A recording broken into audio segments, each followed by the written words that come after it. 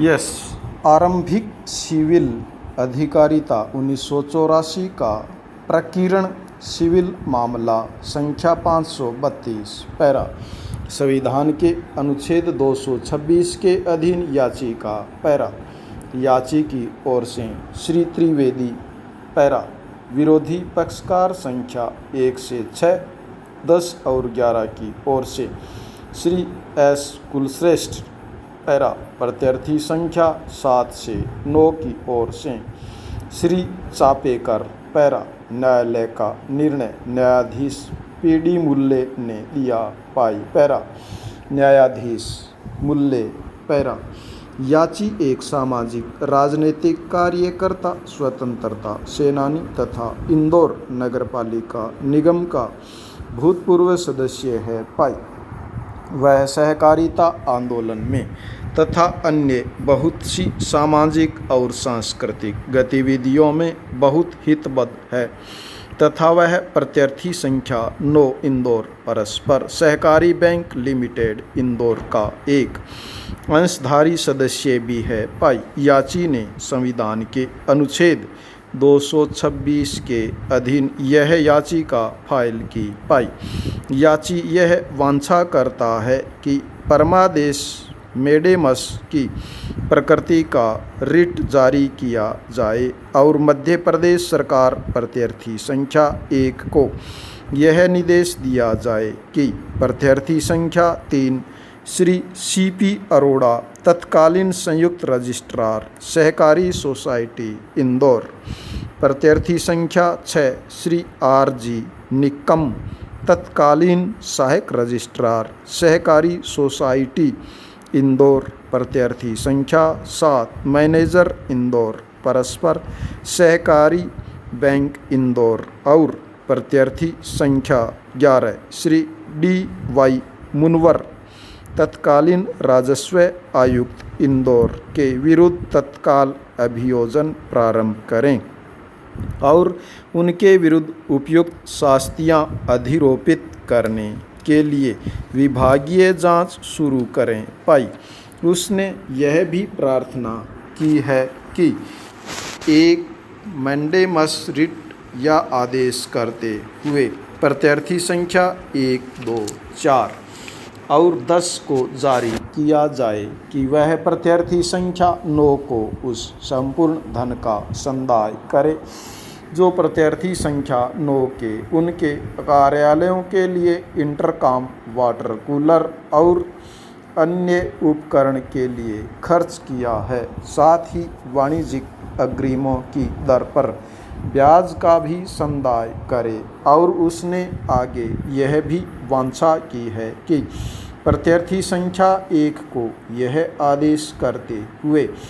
Mandamus का writ जारी किया जाए कि वह इसी प्रकार के अधिकथित दुर्विनियोगों के बारे में जो प्रत्यार्थी संख्या 3, 4 और 6 के प्रभार में अन्य सहकारी बैंकों में हुए हों अन्वेषण करवाएं और उन्हें उक्त रकम वापस करे और अतिष्ठन तथा सदस्यता समाप्त करने के संबंध में जारी की गई सूचना को वापस ले जिससे कि उनके द्वारा दी गई अंतर्निहित धमकियां निरर्थक कर दी जाएं और राज्य सरकार को यह और निर्देश दिया जाए कि वह अपने कार्यालयों को साज सामान से युक्त करने के लिए पर्याप्त वित्तीय प्रबंध करें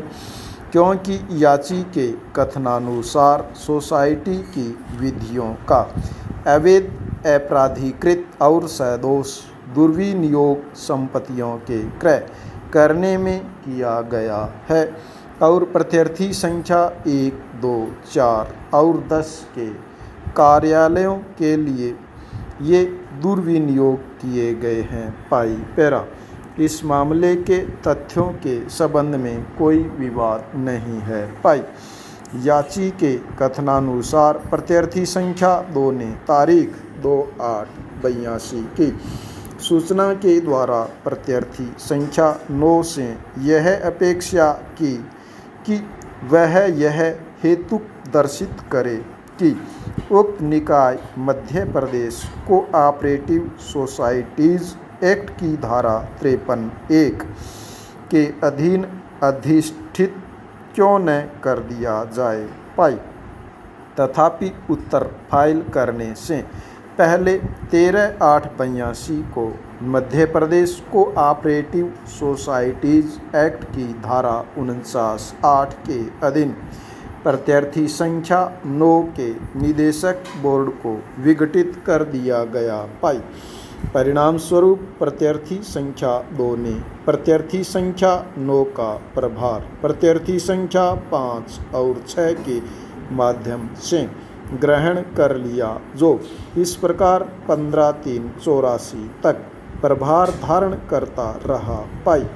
जब नया निर्वाचित निदेशक बोर्ड उसके स्थान पर प्रतिस्थापित किया गया पाई।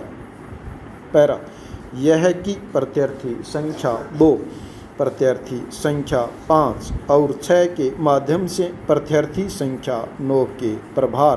नियंत्रण और प्रबंध में पूर्ण रूप से थे। प्रत्यार्थी संख्या 2 ने प्रत्यार्थी संख्या 6 को यह आदेश दिया कि वह प्रत्यार्थी संख्या 2 और 4 के कार्यालय में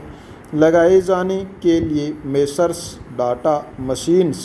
से 8 लाइनों वाला इंटरकॉम अभिप्राप्त करे पाई। इंटरकॉम मास जुलाई 1983 में उपाबंद B1, B2, B3, B4 और B5 के अनुसार 7,530 रुपये 25 पैसे में लगाया गया था पाई। इसी प्रकार प्रत्यार्थी संख्या 3 और 4 ने प्रत्यार्थी संख्या 9 के खर्च पर प्रत्यार्थी संख्या 10 राजस्व आयुक्त इंदौर के कार्यालय में एक डेजर्ट कूलर लगवा लिया, जो उपाबंद C1, C2, C3, C4 और C5 के अनुसार 2,525 रुपये का था पाई। इंटरकॉम के लगाए जाने के लिए उपगत किए गए सब व्यय और साथ ही डेजर्ट कूलर क्रय करने के लिए खर्च किया गया धन